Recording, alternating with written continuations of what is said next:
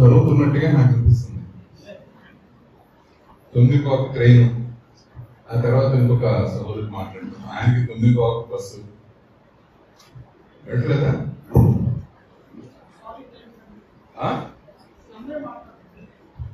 అవునా?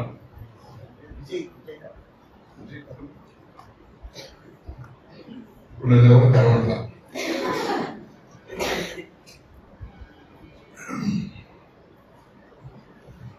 కొరింథీ పత్రిక 2వ కొరింథీ పత్రిక 5వ అధ్యాయం.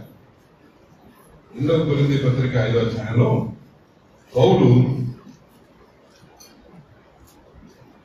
అయినా కూడా కొంచెం వేగంగానే మాట్లాడుతున్నా. అప్పుడు కొంచెం జాగ్రత్తగా శ్రద్ధగా దయచేసి, అంటే ఇది 2 గంటల పుస్తకం అన్నమాట. నేను చాలా కుదించి అరగంట చెబుదాం ప్లాన్ చేశాను. ఇప్పుడు మళ్ళీ కొంచెం పర్మిషన్ వచ్చింది కదా, కొంచెం టైం పెంచి మాట్లాడు, సరేనా? ఈ 5వ అధ్యాయంలో పౌలు తాను స్వార్థ సేవలో ఎందుకున్నాను అని చెప్తా ఉన్నాడు. స్వార్థ సేవ అనేది ఎందుకు చేయాలి, ఎక్కడి నుంచి వస్తుంది ఆలోచన? స్వార్థ సేవ చేయాలనే ఆ బలవంతం.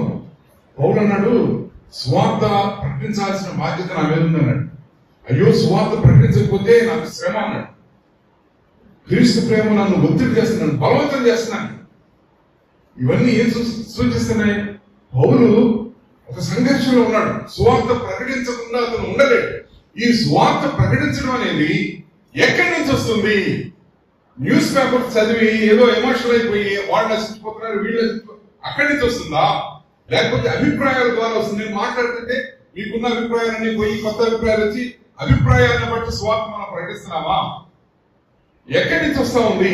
ఒక మిషనరీ సభలో పాల్గొని, ఇట్లాంటి సభలో పాల్గొంటే ఎవరెవరో ఏదేదో చెప్పేస్తే, మిషనరీ వచ్చి ఏదేదో ఇచ్చేస్తే అక్కడి నుంచి వస్తుంది. ఎక్కడి నుంచి వస్తా ఉంది? సువార్త ప్రకటించాలన్నా తొందర, సువార్త ప్రకటించాలన్నా ఆ ఒత్తిడి ఎక్కడి నుంచి వస్తుంది? పౌలు చెప్తా ఉన్నాడు, నేను ఎందుకు సువార్త ప్రకటిస్తున్నానంటే అని పౌలు చెప్తా ఉన్నాడు.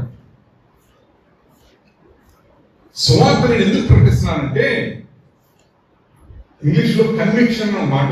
కన్విక్షన్ కన్విక్షన్ అంటే మీలో చాలా మందికి అర్థమయ్యాడు. కన్విక్షన్ అంటే ఒక దృఢమైన, తెలుగు పదమే ఉందా? ఒప్పుకోలు. సరే, ఒప్పుకోలు కూడా కరెక్టే, కానీ ఒక దృఢమైన, ఒక బలమైన, ఒక నమ్మకం.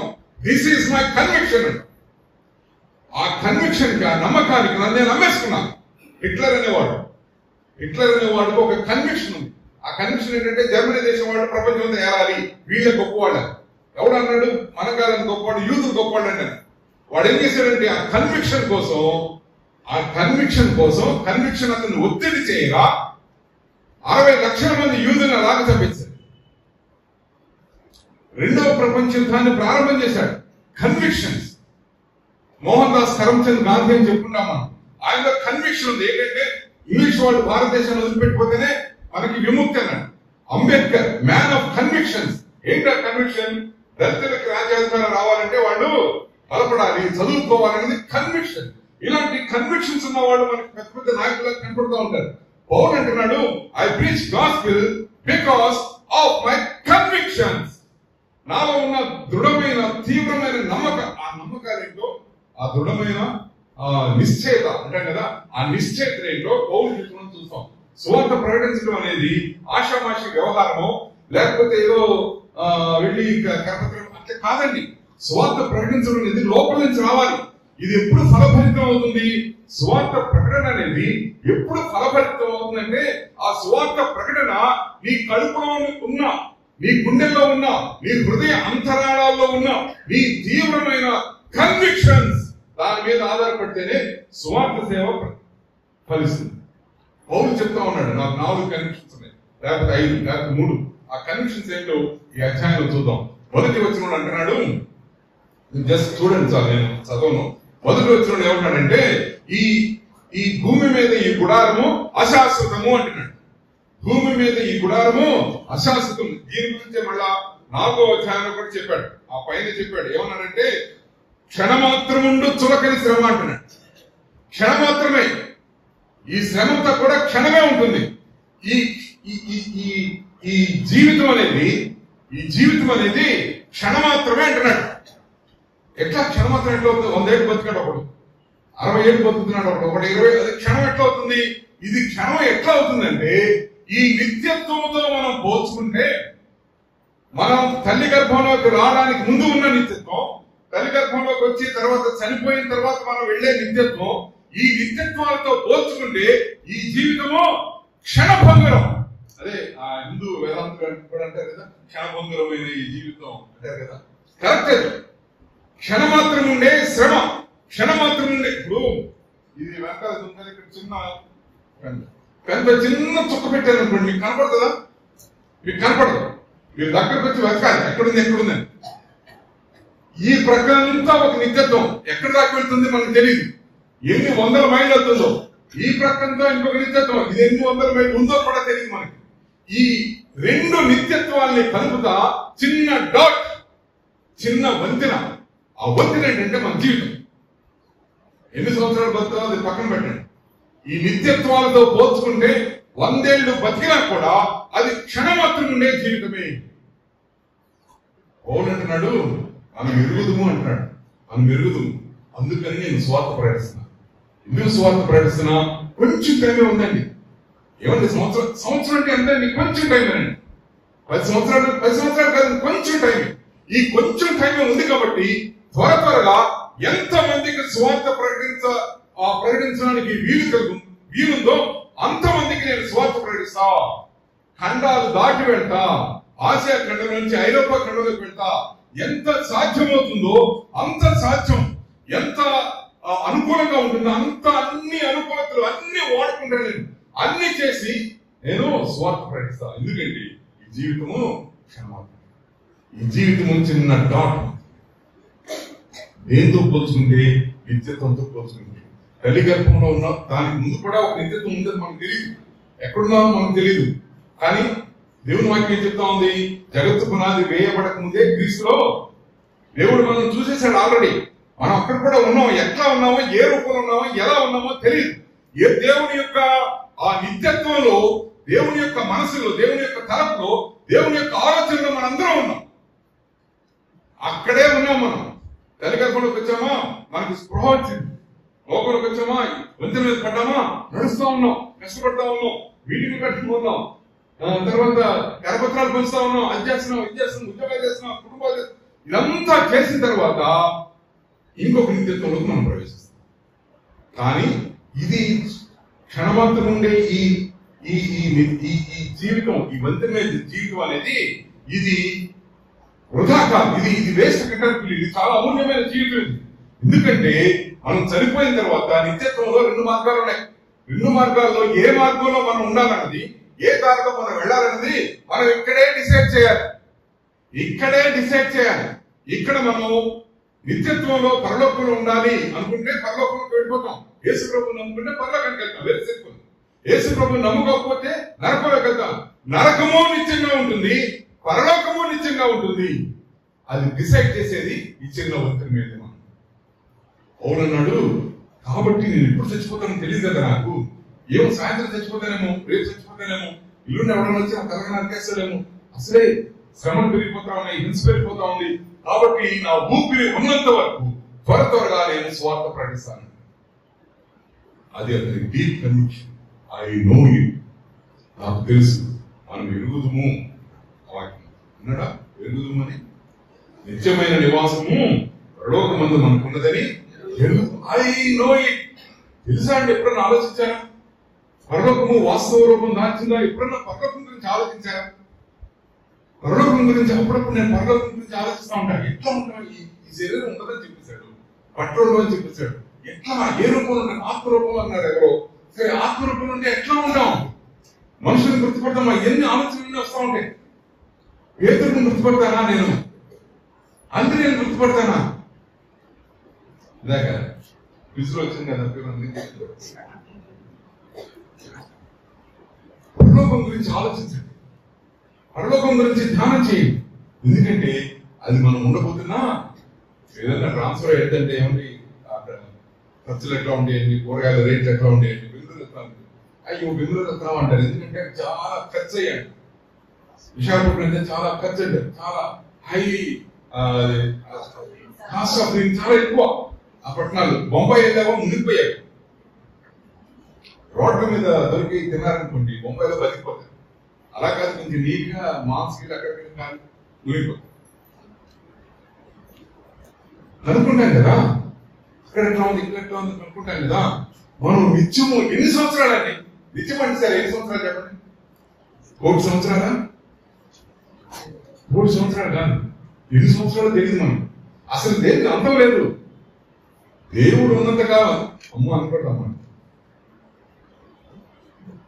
దేవుడు ఉంటాడా? మనం దాని గురించి ఆలోచన చేయవద్దా? దాని గురించి సిద్ధపడవద్దా? దాని గురించి పరలోకంలో కేవలం పరిశుద్ధత మాత్రమే ఉంటుందట. మనం పరిశుద్ధులుగా చేసుకోవద్దా? రెడీ అవ్వద్దా? ప్రిపేర్ అవ్వద్దా? పౌలు నాకు తెలుసు కాబట్టి నేను this is my deeply rooted conviction. రెండవ కన్విక్షన్ అంటే చెప్తాను. 11వ వచనంలో కావున అన్నాడు కదా. ఆ కావున అనేది మీరు మనసులో పెట్టుకోవాలి. కావున మేము ప్రభు విషయమైన భయం ఎదిగి మనుషులను ప్రేరేపించుతున్నాము. మేము దేవునికి ప్రత్యక్షపరచబడిన వారము, మీ మనస్సాక్షులు కూడా ప్రత్యక్షపరచబడినామని నమ్ముతున్నాము. ఈ నమ్మకము, ప్రేరేపణ ఇవన్నీ ఇవే కన్విక్షన్స్ అంటే.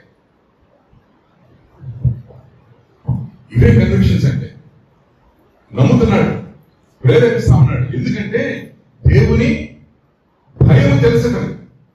దేవుని భయం ఎరిగి అంటున్నాడు. ఏంటి దేవుని ప్రభు విషయమైన భయం అన్నాడు కదా. ప్రభు విషయమైన భయం అంటే ఏంటి? ప్రభు విషయమైన భయం అంటే ఏంటి? దానికి ముందేమన్నాడు? కావున మేము ప్రభు విషయమైన భయం ఎరిగి. కాబట్టి ప్రభు విషయమైన భయం ఏంటి అని తెలుసుకోవాలంటే మనం ఏం చేయాలంటే ఈ కావున అనే మాట ఒకసారి చూడాలి. ఈ కావున ఇవన్నీ కనెక్టింగ్ వర్డ్స్ కదా. బైబిల్ స్టడీ చేసేటప్పుడు కనెక్టింగ్ వర్డ్స్ చాలా ఇంపార్టెంట్. కావున, కనుక, వెంటనే ఈ మాటలను చాలా శ్రద్ధగా ధ్యానం చేయాలి. ఈ కావున ఎందుకన్నాడని తెలుసుకోవాలంటే అంతకు ముందున్న వచనానికి కదా. అంతకు ముందు వచనంలో ఏం చెప్తున్నాడు? దేని గురించి మాట్లాడాడు? క్రీస్తు న్యాయపీఠం గురించి మాట్లాడుతూ ఉన్నాడు. క్రీస్తు న్యాయపీఠం అనేది పాపుల కోసం అని చెప్పట్లా పౌలు. ఇక్కడ పౌలు ఏమంటున్నాడంటే నేను క్రీస్తు న్యాయపీఠము ఎదుట ప్రత్యక్షం కావాలి. ఆశ్చర్యపోకండి, అడిగిపోకండి. మనందరం ఒక రోజున యేసు ప్రభు ముందు నిలబడిపోతాం. ప్రతి మనుష్యుడు తాను జరిగించిన ప్రతి దానికి, అది మంచిదైనను సరే చెడ్డదైనను సరే, మనమందరమును క్రీస్తు న్యాయపీఠం ఎదుట ప్రత్యక్షము కావాలను. పాపులకి తీర్పు ఏముండదు తెలుసా మీకు? అది పాపుని దేవుడు ఏం తీర్పు తెలుసు. అరే నువ్వు హత్య చేసేవరా ఏం చెప్పడం. వాళ్ళకున్న తీర్పు ఏంటంటే మీరు ప్రభుని అంగీకరించలేదు, నా కుమారుని మీరు అంగీకరించలేదు కాబట్టి అందరూ లైఫ్ లో చక్కగా చూసుకోకుండా నరకానికి వెళ్ళని చెప్తాడు. మనకు ఎట్లా కాదు, మనకి చాలా వేరు కేటగిరీలు ఉన్నాయి. మనం మెచ్చుకుంటాడు కొంతమందితో నొచ్చుకుంటాడు, కొంతమందిని తింటాడేమో కూడా తెలియదు. మనం సెల్ ఫోన్ పెట్టి కూర్చున్నామా, పరలోక సెల్ ఫోన్ అందరికి ఒకేసారి కనపడతాడు. అందరితో ప్రత్యేకంగా మాట్లాడతాడు. అది ఒక నిమిషంలో అయిపోతుంది అనుకున్నాను నేను. క్రీస్తు న్యాయపీఠం మీదట నేను నిలబడాలన్న సంగతి నాకు తెలుసు, అందుకే నేను సువార్త ప్రకటిస్తాను. ఎక్కడ ప్రభుకి, క్రీస్తుకి ఎక్కడ నేను చోటు ఇవ్వను. నా మీద నింద వేయడానికి కానీ, నా మీద నెపం వేయడానికి కానీ ప్రభుకి ఎట్లాను నేను చోటు ఇవ్వను. అవకాశం కల్పించను.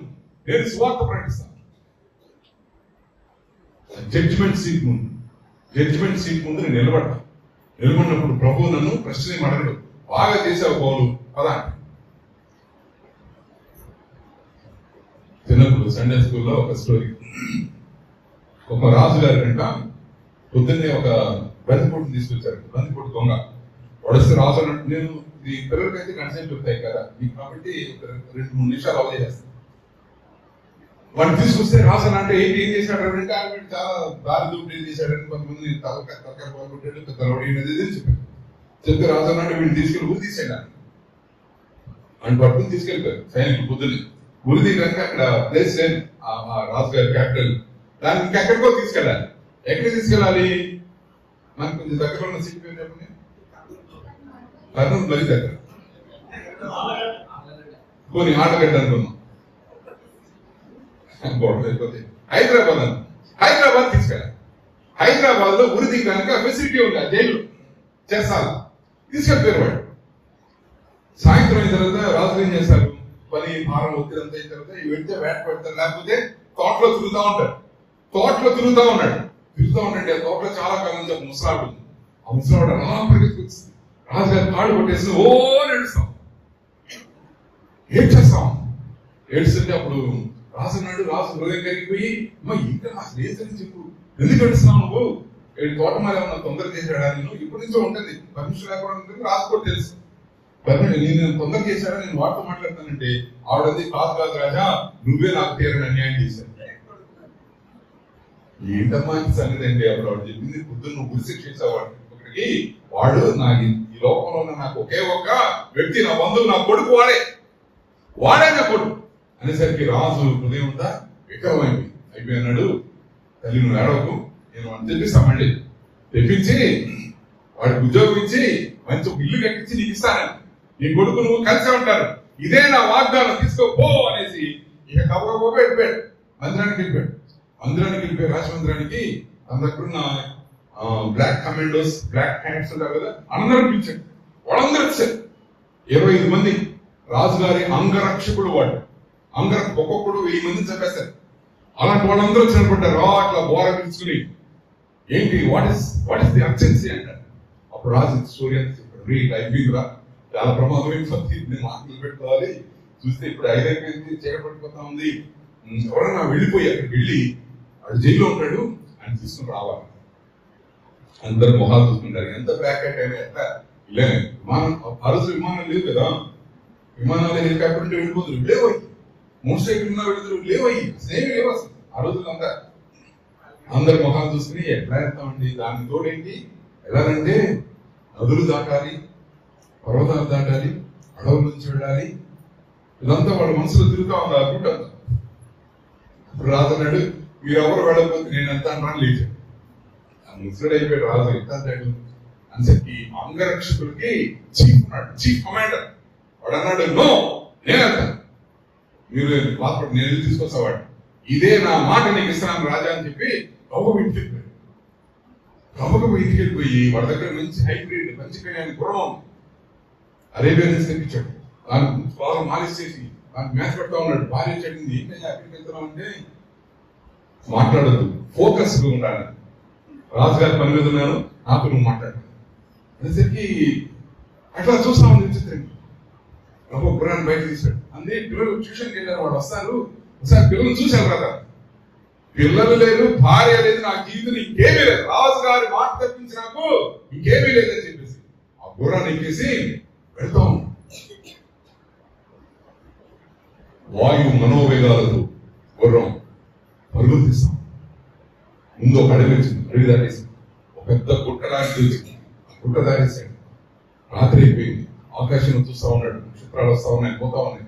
నక్షత్రాలు చూసినప్పుడు టైం తెలుస్తా ఉంది, ఓహో నేను వేగంగానే వెళ్తున్నా. నక్షత్రాలు చూస్తే టైం తెలుస్తుంది కదా, ఆ రోజులు అదే వాడు చేసింది. వెళ్తా ఉన్నాడు, కొండల్లోంచి వెళ్ళిపోతా ఉన్నాడు, కొండెక్కుతున్నాడు, దిగుతా ఉన్నాడు. ఈ గుర్రం ఏమో ఆయాసపడిపోతా ఉంది, వీడు కూడా ఆయాసపడిపోతా ఉన్నాడు. అయినా రాజుగారు కాగితం రాసిచ్చాడు. రాజుగారి కాగితం రాసిచ్చి ఆయన సీల్ వేసి దీన్ని మడత పెట్టేసి వాడికి ఇచ్చాడు, ఊరికి తీసుకెళ్ళరా. వాడు దాన్ని తీసి గుండెలో పెట్టుకున్నాడు. ఆ గుండెల్లో పెట్టుకుని గుర్రం మీద గుచ్చుకుంటా ఉంది. అది గుచ్చుకున్నప్పుడల్లా అమ్మ రాజుగారి మాట అనుకుంటే వెళ్ళిపోతా ఉన్నాడు. చాలా దూరం వెళ్ళాడండి బాబు. వెళ్ళిన తర్వాత ఒక పెద్ద అడవిలో ప్రవేశించాడు. అడవిలో కొంచెం స్లోగా వెళ్తుంది కదా, స్లో అంటే స్లో ఏం కాదు, 60లో వెళ్ళినట్టు 40లో వెళ్తున్నాడు. వెళ్తా ఉంటే దూరంగా పెద్ద వెలుతురు కనపడతా ఉంది. ఏంటి వెలుగు కనపడుతుంది ఇంత అర్ధరాత్రిలో అనుకున్నాడు. అలాగే కొంచెం ఆలోచన ఏంటంటే అక్కడ ఏదో గ్రామం ఉంటుంది, అడవులో గ్రామాలు ఉంటాయి కదా, ఆ గ్రామంలో వాళ్ళు ఏమన్నా పండుగ చేసుకుంటారేమో, అందుకని లైట్లు పెట్టుకున్నారేమో అనుకున్నాడు. ఆ వెలుగుకి కొంచెం దగ్గరికి వెళ్ళేసరికి సంగీతం వినపడు, రకరకాలైన వాయిద్యాలు, గిటారు ఇవన్నీ వినపడతా ఉన్నాయి టైం. అప్పుడు వీడు అనుకున్నాడు, ఏదో నిజంగా పండుగ జరుగుతుంది, ఇక్కడ వెళ్ళాల్సిన గ్రామం నుంచి వెళ్ళాలి. ఆ అని అట్లా దూసుకుంటే గ్రామంలో చూశారు. గ్రామం అంతా కోలాహలంగా మధ్యలో పెద్ద స్టేజ్ ఒకటి కట్టారు. ఆ స్టేజ్ మీద ఏవో కార్యక్రమాలు జరుగుతుంది. ఇంకా ఇతను స్లో చేయాలి కదా, అందరూ దూసుకెళ్ళకూడదు కదా. స్లో చేసేసరికి అవ్వని పెద్దలందరూ పరిగెత్తుకుని వచ్చి నమస్కారం చేశారు. అయ్యా నువ్వు చూస్తుంటే రాజుగారిని చూస్తున్నట్టుంది, ఎవరండి బాబు అని. ఇప్పుడు వాడు అన్నాడు, నేను రాజుగారి దగ్గర ప్రధానమైన అంగరక్షకుని, రాజు పక్కన ఉంటాయి ఇప్పుడు అంటే. వాళ్ళు చాలా సంతోషపడిపోయారు. ఏంటయ్యా ఏం జరుగుతుందంటే, ఆ ఊరి సర్పంచ్ ఉన్నాడంటే, సార్ మా అమ్మాయి పెళ్లి బాగా జరిగింది, రాత్రి అంతా మేము పండుగ చేసుకుంటాం, మీరు ఎట్లా వచ్చారు కాబట్టి రాజుగారే నా ఇంటికి వచ్చాడని నేను అనుకుంటాను, దయచేసి మీరు వచ్చి కాసేపు కూర్చుని ఒక 5 నిమిషాలు కూర్చుని మేము ఇచ్చే సత్కారం అందుకని మీరు అడగండి సార్. ఇప్పుడు వాడు అన్నాడు, నమ్మమ్మ లేదు, రాజుగారి పని మీద ఉన్నా నేను. వాళ్ళు అన్నది ఏంటి సార్ ఆ పని అంటే, అతను చెప్పాడు, పలానా ఊరికి వెళ్ళాలి, హైదరాబాద్ అన్నది, హైదరాబాద్ లో రాజుగారు మనసు విధించాడు, వాడిని జైలు నుంచి తీసుకుని మళ్ళీ రాజుగారి తీసుకెళ్లాలని చెప్పాడు. చెప్తే వాడు అన్నారు, ఇక్కడే సార్ అదే అన్నాడు. ఎక్కడంటే ఆ కొండ కనపడుతుందా, కొంచెం లేదుగా కనపడుతుందా, కనపడుతుంది, అది దాటి ఆ ఊర్లోకి వెళ్ళిపోతారు. గ్రామాల్లో దూరం గురించి చెప్తారే, అది ఇప్పుడు నమ్మకండి, అసలు నమ్మకం. నేను చాలా దాదాపు 7 కిలోమీటర్లు నడిచి ఎప్పుడు చిన్నప్పుడు ఇల్లులో ఉన్నాను. ఆ చెట్టు కనపడుతుందా, అదే గ్రామం అన్నాడు. నేను నడుస్తుంటే చెట్టు రాదే, ఎంత దూరం ఉందంటే 2 కిలోమీటర్లు అన్నాడు. ఆ చెట్టు రాట్లా, చెట్టు అక్కడే ఉంది, నేను చదువుతున్నాను కానీ చెట్టు చదవట్లా, చెట్టు దగ్గర రాట్లా. ఎవరు నమ్మకం అని చెప్తే నా సంగతి తెలియదు కదా, అందుకనే చూస్తే గుర్రం ఉంటే ఆయాస పడిపోతే అది పడిపోయేటట్టు. సరే వాళ్ళు కురాన్ని తీసుకెళ్ళిపోయి దాన్ని చక్కగా మాలిష్ చేసి మంచి అవి పెడతా ఉన్నారు. ఈయన కోలాహలంగా ఊరేగింపుగా తీసుకెళ్లి ఆ స్టేజ్ ముందు కూర్చుంటాడు. స్టేజ్ ముందు రాజుగారి సైనికుడు కూర్చుంటే థమ్సప్ ఏదో తీసుకొచ్చారు, చక్కగా థమ్సప్ తాగుతాను. సార్ పొద్దున పాయసం చేసేది తీసుకొచ్చారు.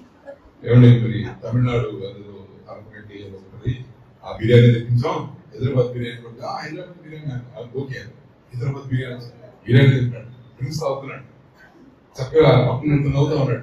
స్టేజ్ మీద కార్యక్రమాలు జరుగుతూ ఉన్నాయి. ఇప్పుడు వచ్చేసి మిమిక్రీ చేస్తా ఉన్నాడు. ఇప్పుడంటే మిమిక్రీ ఎవరి చోట్ల ఆ రోజులో బాగా చూసేవాడు.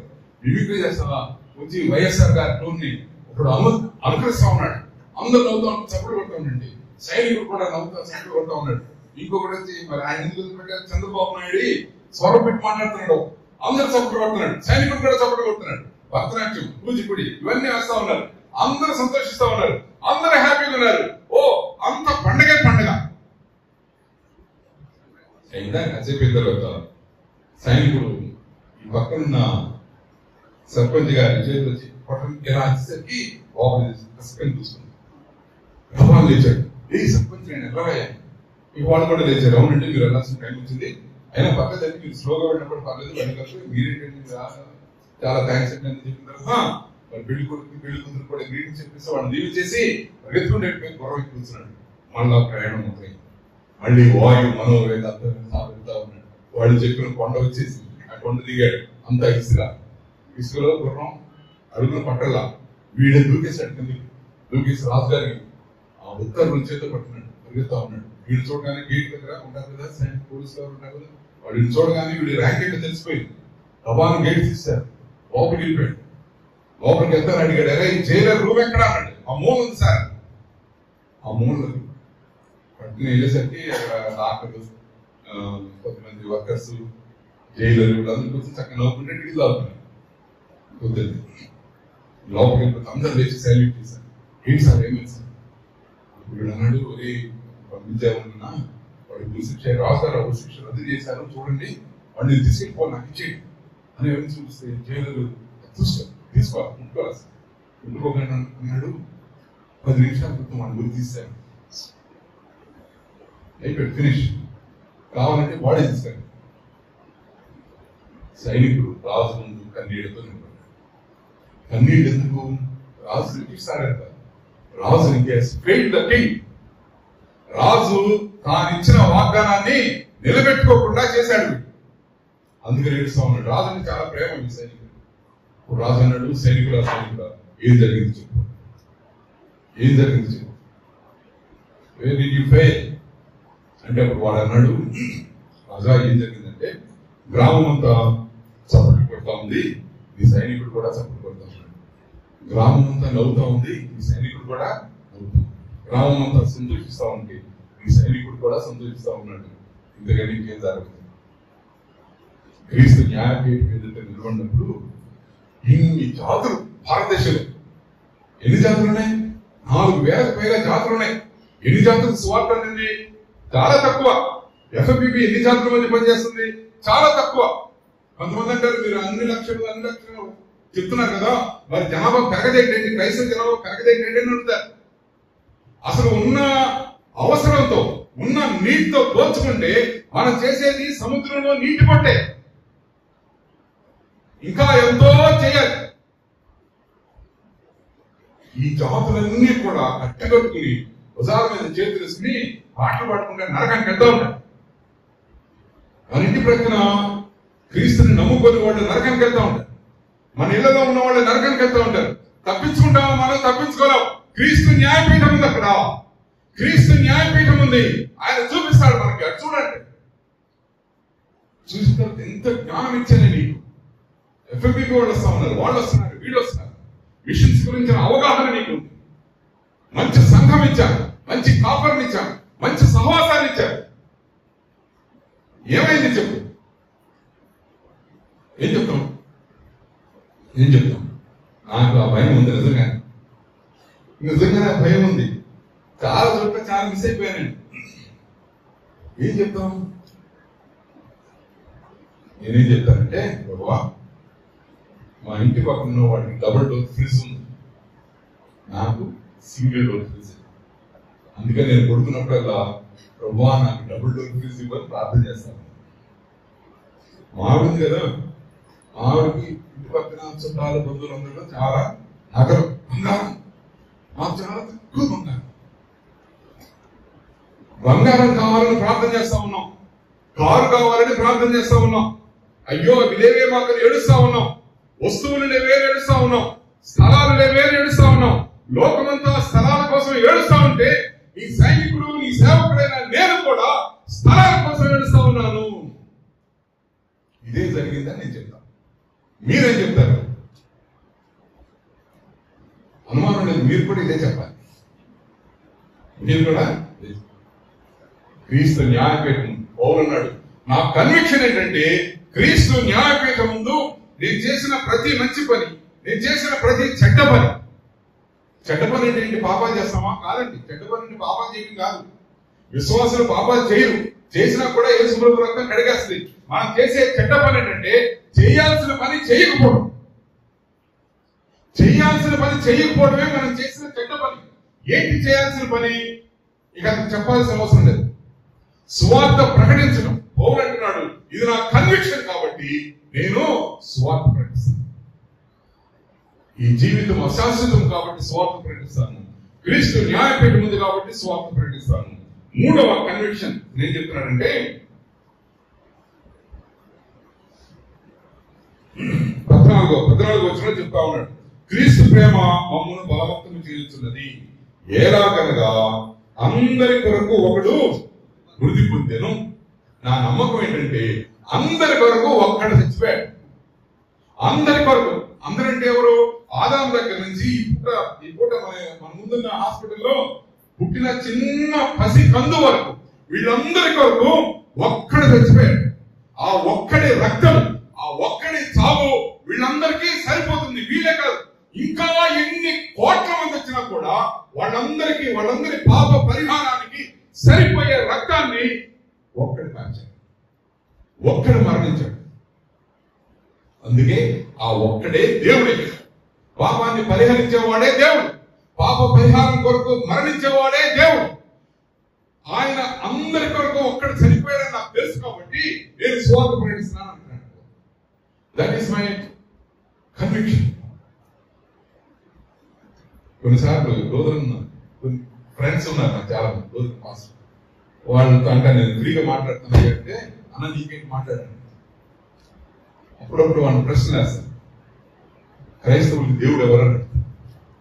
ఇప్పుడు వాళ్ళు అంటారు ఇంకెవరు క్విజ్ రాగనమాట. క్విజ్ లో క్రైస్తవులకి దేవుడు ఎవరంటే చేతులన్నీ వేసుకోవాలి. యేసుక్రీస్తు. ఓకే, హిందువులకు దేవుడు నేను అడిగా నిజంగా అడిగితే లెక్కలేస్తా ఉన్నాను. హిందువులకు దేవుడు ఎవరు?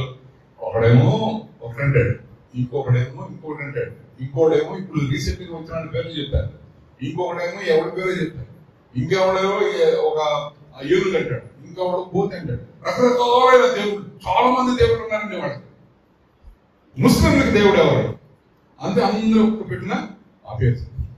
బౌద్ధులకు దేవుడు ఎవరని అడిగారు.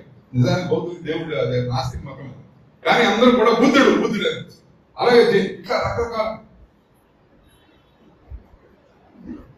పౌరం ఉన్నట్టు అందరి కొరకు ఒక వాదము లేదా అందరికీ దైవము యేసుక్రీస్తు. ఆ అందరిలో ఎవరున్నారంటే అందరూ ఉన్నారు. కేవలం మనకు మాత్రమే కాదు, మనం చాలాసార్లు స్వార్థ సేవ ఎందుకు చేయమంటే మనలో విజ్ఞులైన వాళ్ళు, ఆలోచించే వాళ్ళు, తత్వవేత్తలుగా డ్రామాలు వేసేవాళ్ళు, క్రైస్తవులు వాళ్ళు ఏమంటారు, వాళ్ళ దేవుడు వాళ్ళుకున్నారు కదా, మీకేంటి తొందరండి, వాట్స్ యువర్ ప్రాబ్లం? వాళ్ళ దేవుడు వాళ్ళకున్నారు, వాళ్ళ మార్గాలు వాళ్ళకున్నాయి. కాదండి, ఒకే ఒక మార్గం, ఒకే ఒక దేవుడు. ఈ సత్యము మనలో ఇంకిపోతే, ఈ సత్యము మనలో ఇంకిపోతే రోడ్డు చివర ఏ విగ్రహాన్ని చూసినా మనం ఏడుస్తాం, ఏ టెంపుల్ చూసినా మనం బాధపడతాం. ఎట్లా బాధపడతాం అంటే మన గుండెల్లోకి ముళ్ళు గుచ్చుకున్నట్టుగా బాధపడతాం. ఎంత చదువుతున్నాం మన దేవుడు రోషము కలిగిన దేవుడు, ఆయన తన మహిమని తన ఘనతని విగ్రహాలకు చెందనీయుడు అని ఎన్ని చదివాం ఆయన గురించి. కానీ మన చుట్టూ ఉన్న ఇదంతా చూస్తా ఉన్నా కూడా మనకు జీవం పుట్టినట్టు కూడా ఉంది, జీవం పుట్టినట్టు కూడా ఉంది. స్వార్థం చెప్పరండి, ప్రార్థన చేయండి, ఉపవాసం ప్రార్థన చేయండి, తలుపు మూసుకుని ప్రార్థన చేయండి, దేవుడు మొరపెట్టి ప్రార్థన చేయండి. ఓరు మూడవ కన్విక్షన్ ఏంటంటే అందరి కొరకు ఒకటి చెప్పాడు, యేసుక్రీస్తు అందరికీ ప్రభు, అందరికీ ప్రభు. చైనా వాడైనా, ఆఫ్రికాలో ఉన్నవాడైనా, తెల్లవాడైనా, పసుపచ్చవాడైనా, గ్రీన్ కలర్ ఎవరైనా ఉంటే వాడికైనా సరే, లోకంలో ఉన్న ప్రతి వ్యక్తికి దేవుడు యేసుక్రీస్తే. పౌరన్నాడు ఆ సత్యము ఆమె ఇంటిపోయింది, యేసు తప్పించి వేరే దేవుడు అది నాకు తెలుసు కాబట్టి నేను సువార్త ప్రకటించకుండా ఉండలేదు బాబోయ్. ఆ ప్రేమ నన్ను బలవంతం చేస్తా ఉంది. బలవంతం ఎందుకు చేస్తానంటే ఆయన మరణించాడు కదా, ఆయన మరణాన్ని నేను అర్థం చేసుకుంటే, ఆయన మరణం ఎంత భయంకరమైనదో, ఆయన మరణం ఎందుకు జరిగిందో అదంతా నేను అర్థం చేసుకున్నప్పుడు ఈ ప్రేమ, క్రీస్తు ప్రేమ నన్ను బలవంతం చేస్తుంది. క్రీస్తు ప్రేమ బాగా చక్కగా అన్ని రోగాలు, జ్వరాలు తీసేసి ఎంత ప్రేమ కలిగిన దేవుడు. ఎట్లా తెలుసండి నీకు? ఎలా తెలుసంటే రోగం తీసేసాడండి, జబ్బు తీసేసాడండి, నా అప్పులన్నీ పోయినాడు. ఆయన చాలా ప్రేమ కాదండి. అసలు ప్రేమను ఎక్కడ అర్థం చేసుకున్నాం? దేవుని ప్రేమను పౌలు అర్థం చేసుకున్నాడు. పౌలు అంటున్నాడు, ఈ ప్రేమ నన్ను గాయం చేస్తుంది, ఈ ప్రేమ నన్ను బలవంతం చేస్తా ఉంది. అగమనివాడు వచ్చి చేతులు కట్టిస్తున్నాడు, ప్రవక్త అగమనివాడు. వాడన్నాడు, ఎడద్దు, ఎరుషలేము అమ్మేస్తారు, వాడు గ్రీకులు రోమన్కి అమ్మేస్తారు, వెళ్ళద్దు నిన్ను బంధకాలు వేస్తారు అంటే ఆ చర్చి వాళ్ళందరూ ఓ పెద్ద పెట్టిన ఏడవడం మొదలు పెట్టారు పౌరు కోసం. పౌరు అన్నాడు, మీరు ఏడ్చి నా గుండెను బద్దలు చేసేదలేరా, నాకు ఒక పిలుపు ఉంది, ఆ పిలుపు పెట్టి వెళ్తాను నేను. నాకు ఒక కన్విక్షన్ ఉంది, చావైనా లేవైనా, చావైనా బతుకైనా ఆ కన్విక్షన్ నేను లోపడతా. లోకం అశాశ్వతం, క్రీస్తు న్యాయపీఠం, క్రీస్తు అందరికీ జరిగింది. నాలుగవ కన్విక్షన్ ఏంటంటే, నాలుగవ కన్విక్షన్ 17వ వచనంలో, కాగా ఎవడైనా క్రీస్తునందున్నాడగా వాడు నూతన సృష్టి, పాతవి అయిపోయింది.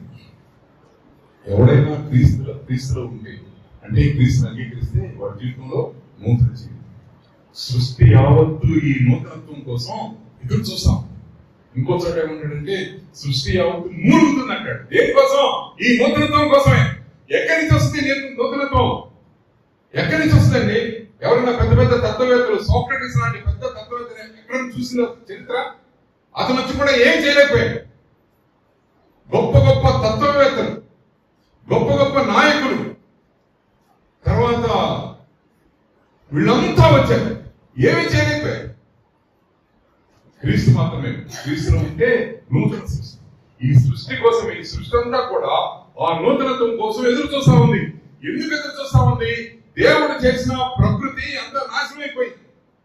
సైతాను వలలో పడి మానవుడు ఏం చేశాడంటే ఈ సృష్టిని అంతా నాశనం చేశాడు. సృష్టి అంతా నాశనం మాట పడుతూ ఉంది. మీకు తెలుసా, 30 సంవత్సరాలు అయిన తర్వాత నీళ్లుండవు. మన పిల్లలకి మన మనవాళ్ళకి నీళ్లుండవు. నాకు మనవాడు ఆల్రెడీ పుట్టేశాడు. ఇప్పుడు అమ్మాయిని ఏంటమ్మా వాట్ అబౌట్ సెకండ్ ఇష్యూ అంటే, డాడీ ఏంటి ప్రయోజనం డాడీ, వాళ్ళు పెద్ద అయిన తర్వాత వాళ్ళకి నీళ్లు ఉండవు డాడీ అంటే. నీళ్లుండవు, ఎండ, భయంకరమైన ఎండ ఉంటుంది, ఎక్కడ చూసినా పొల్యూషన్. కోవిడ్లో కట్టుకుని తిరగాల్సిన రోజులు వస్తాయి. 30 సంవత్సరాలు ఇస్తా ఉన్నా నేను. 30 సంవత్సరాలకు ప్రతి ఒక్కరూ ముఖానికి కట్టుకుని తిరుగుతారు. ఎందుకంటే అంత పొల్యూషన్ ఉంది బయట. మానవుడు సృష్టిని నాశనం చేస్తా ఉన్నాడు. ఎందుకు నాశనం చేస్తున్నాడు?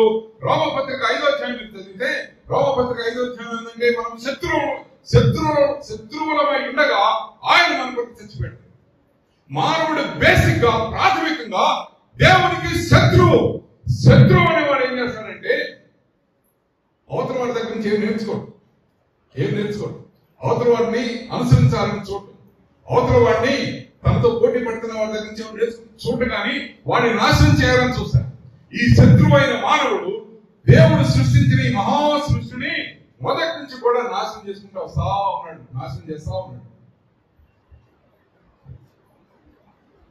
నీళ్లు లేవా? వెల్లూరులో నీళ్లు లేవు. చిన్న వర్షం పడితే మద్రాసు మునిగిపోతుంది. చెన్నై చిన్న వర్షం, అసలు వర్షాలేం పడకుండానే విజయవాడ మునిగిపోయింది. చూడండి ఆశ్చర్యం. ఇదంతా ఎవరి తప్పిదో మానవుడే చేస్తా ఉన్నాడు. చచ్చిపోతా ఉన్నారు మనుషులు. కాలుష్యం, బయటకెళ్తే కాలుష్యం, ఏసీ లేకుండా పని జరగట్లా. అడుగు బయట పెడితే కారు కొంటారా అని అడుగుతా ఉన్నారు. ఎక్కడి చూసిన ఈ ఆలోచన, ఎందుకు కారు, అసలు మోటార్ సైకిల్ ఎందుకు కావాలి? వీధి చివరికి వెళ్ళడానికి పిల్లలు స్కూటర్ లేకపోతే వెళ్ళాల. ఇదివరకు ఎన్ని కిలోమీటర్లు నడిచాము. స్కూల్ కి 4 కిలోమీటర్లు నడిచామండి, తిరిగి వచ్చేటప్పుడు 4 కిలోమీటర్లు. ఎక్కడ ఫ్రెండ్స్ దగ్గరికి వెళ్ళాలంటే ఎన్ని కిలోమీటర్లు మాకు ఆలోచన లేదు కాదు. ఇప్పుడు ఎక్కడుంది నడక? Who is walking? Motor cycle చేయాల్సిందే. అరబ్ దేశాల్లో అడుగంటుతా ఉంది పెట్రోల్. దేవుడు ఇచ్చిన ఈ అద్భుతమైన ఈ ఖనిజాలన్నీ కూడా అంతరించిపోతా ఉన్నాయి. దానితో యుద్ధ భయం. ఆ యుద్ధ భయం ఎట్లా ఉందో తెలుసా? ఇప్పుడు ఒకవేళ అణు యుద్ధమే వస్తే ముందుగా టార్గెట్ చేసేది ఈ ఆయిల్ బావుల్ని. ఇప్పటికే కువైట్ లో ఉన్న చాలా బావుల్ని వీడు నాశనం చేశాడు సద్దాం హుస్సేన్. ఇరాన్ ని కూడా ఇజ్రాయెల్ ఇప్పుడు వార్నింగ్ ఇస్తా ఉంది. ఈ దేశంలో చాలా ఆయిల్ ఉంది కదా, నాశనం చేస్తాం జాగ్రత్త. అందుకే అతను అడిగి ఉంటున్నాడు ఇరాన్ వాడు. లేకపోతే వాడి దగ్గర ఆటం బాంబు ఉంది ఇరాన్ వాడి దగ్గర. ఖనిజాలన్నీ నాశనం అయిపోతా ఉన్నాయి. మానవ మనుగడకి అవసరమైన అత్యవసరమైన ఖనిజాలన్నీ కూడా మానవుడు నాశనం చేసుకుంటా ఉన్నాడు. చెట్లు కొట్టేస్తా ఉన్నాడు. ఇప్పుడు ఈ మన బోర్డర్ ఏరియాస్ లో, శ్రీకాకుళం ప్రాంతాల్లో పులులు వచ్చేస్తా ఉన్నాయి. గ్రామం మీద ఏనుగులు వస్తున్నాయి. ఏనుగులు చెప్తా ఉన్నాయి. ఇళ్లలో చిన్న చిన్న పాకల్లో ప్రాణాలు అర్చింతలు పట్టి కూర్చుంటున్నారు అక్కడున్న ఆదివాసీ ప్రజలు వాళ్ళంతా. ఎందుకు? ఏనుగులు అడవిలో ఉండాల్సిన ఏనుగులు దేవుడు ఏనుగులు తీసుకెళ్లి అడవిలో పెట్టాడు కదా, అవి ఎందుకు గ్రామాల్లోకి వస్తున్నాయి? పాములు కొండ చెరువులు గ్రామాల్లోకి ఎందుకు వస్తున్నాయి? ఎందుకు వస్తున్నాయి? వాటికి అప్పుడు ఉండడానికి ఏం లేదు, వీళ్ళు కొట్టేస్తా ఉన్నారు. వ్యవసాయం చేసుకోవడానికి ఒకటి కొట్టండి, ఇంకొకటేమో కలప అమ్ముకోవడానికి కొట్టేస్తా ఉన్నారు. ఎన్ని హెక్టార్ల భూమి, కొన్ని వేల హెక్టార్ల భూమిని, అడవుల్ని నాశనం చేస్తా ఉన్నారు, కొట్టేస్తా ఉన్నారు. ఎవడో మానవుడు ఎందుకు చేస్తున్నాడు? దేవుడికి శత్రువు. మనం అనుకుంటే వాడు లాభం కావాలి, అది కాదండి. బేసిక్ ఏంటంటే మానవుడు అనేవాడు దేవుడికి శత్రువు. దేవుడు చేసిందని వాడు నాశనం చేస్తాడు. ఎక్కడ చూసినా ప్లాస్టిక్, ఎక్కడ పోతున్నా ప్లాస్టిక్. మన తరాలు వాళ్ళండి ఇంకొక తరం దాటిన తర్వాత వాడు తప్పించుకోలేరండి. ఈ ప్లాస్టిక్ అనే మహాభూతం నుంచి తప్పించుకోలేరు. పంటలు పండవు. సముద్ర తీరాలన్నీ ప్లాస్టికే, నదుల్లో ప్లాస్టికే. ఎట్లా తప్పించుకుంటారు వీళ్ళు? వాళ్ళంతా ఉక్కిరి బిక్కిరి చేస్తారు. 4-5 తరాలు గడిచిన తర్వాత జీవితం ఉండదు.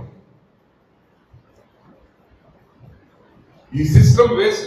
కంప్యూటర్లు, ప్రతి ఇంట్లో కంప్యూటర్ ఉన్నాయా? ఫోన్లు, మా ఫోన్ పగిలిపోతే ఇది చాలాసార్లు మా మనోడు వాడు చేతి వాడు లాక్ తీసుకున్నారు. ఎక్కువ లాక్ ఉంటుంటే తీసి గమ్మత్ కింద పడేస్తారు. 6 సార్లు పగిలిపోయింది. 6 డబ్బులు పగిలిందే వాడేస్తున్నాను నేను. మా అమ్మాయింది డాడీ కొత్తది కొంటాను, అది పారేయండి. ఎక్కడ పారేస్తారు? ఎక్కడికి వెళ్తుంది ఇది? ఇది ఎక్కడికి వెళ్తుందండి? కంప్యూటర్ సిస్టమ్, ల్యాప్టాప్, వాటికి సంబంధించిన వేస్టేజ్ ఎక్కడికి వెళ్తుంది? ఇది ఇదంతా మళ్ళీ చుట్టూ తిరిగి మానవుణ్ణి హరించి వేయడానికి వస్తాయి. ఇవన్నీ ఈ ప్లాస్టిక్లే కానీ, ఈ కంప్యూటర్లే కానీ, ఇవన్నీ కూడా అన్ని తిరిగి మళ్ళీ మానవ జాతిని నిర్మూలన చేయడానికి మనమే తయారు చేస్తా ఉన్నాం. పౌరులంటున్నాడు నూతనత్వం కావాలి. ఈ స్థితి మారాలంటే నూతనత్వం కావాలి. కొత్త సృష్టి జరగాలి. పాతవి గతించిపోవాలి, కొత్త సృష్టి జరగాలి. ఆ కొత్త సృష్టి ఎక్కడ జరుగుతుంది? మానవుడి హృదయంలో జరుగుతుంది. మానవుడి హృదయంలో ఏదైనా జరగాలంటే ఎవరు చేయాలి? క్రీస్తు చేయాలి. కాగా ఎవడైనా నువ్వు క్రీస్తునందు కదా వాడు నూతన సృష్టి. ఈ సత్యము, ఈ కన్విక్షన్ నాకుంది కాబట్టి నేను సువార్త ప్రకటిస్తాను. 4 కన్విక్షన్స్, 4 దృఢమైన స్థిరమైన నమ్మకాలు. లోకం అశాశ్వతము, సువార్త ప్రకటిస్తాం. క్రీస్తు న్యాయపీఠము, సువార్త ప్రకటిస్తాం. అందరికీ ప్రభు యేసుక్రీస్తే, దేవుడు యేసుక్రీస్తే కాబట్టి సువార్త ప్రకటిస్తాం. నూతనత్వం కావాలంటే, మానవ జాతి మనుగడ సాగాలంటే నూతనత్వం కావాలి. ఆ నూతనత్వం కావాలంటే క్రీస్తు కావాలి. క్రీస్తులో ఉండాలి. క్రీస్తులో ఉంటేనే నూతనమైన సృష్టి జరుగుతుంది. కాబట్టి నేను సువార్త ప్రకటిస్తాను. ఆ నూతన సృష్టికి సంబంధించిన సువార్త నేను ప్రకటిస్తాను.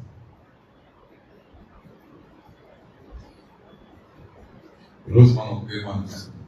ఫ్రెండ్స్, ఇలాంటి కన్విక్షన్స్ ఇది ప్రారంభం. ఇలాంటి కన్విక్షన్స్, ఇలాంటి నమ్మకాలతో ప్రారంభమైంది. సాగుతా 60 సంవత్సరాలు జరిగింది. దేవుడు సహాయం చేస్తాం. అనేకమైన సంస్థలు, అనేకమైన సంఘాలు కన్విక్షన్ తో కదులుతా ఉన్నాయి. This is my conviction. Convictions లేకపోతే ఊరికి అభిప్రాయాల మీద ఆధారపడి రాజకీయాలు. సువార్త సేవ కన్విక్షన్స్ మీద ఆధారపడి. ఒకసారి ఆ కన్విక్షన్ నిన్ను పట్టుకుందా, నువ్వు వదిలిపోయావు. నువ్వు దాన్ని వదిలించుకోలేవు. నిన్ను కబళించి వేస్తా. క్రీస్తు ప్రేమలను బలవంతం చేస్తా.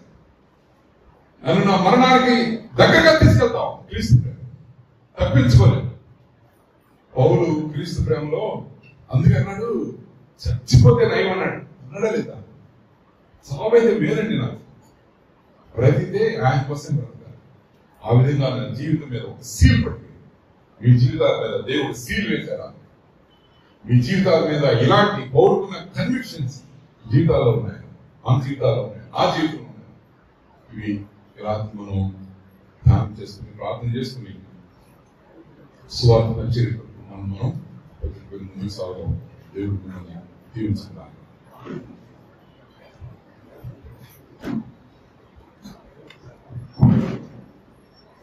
ప్రశాంత్ గారి కన్విక్షన్ తీవ్రమైన కాదని లేనటువంటి ఒక ఒప్పుకోలు.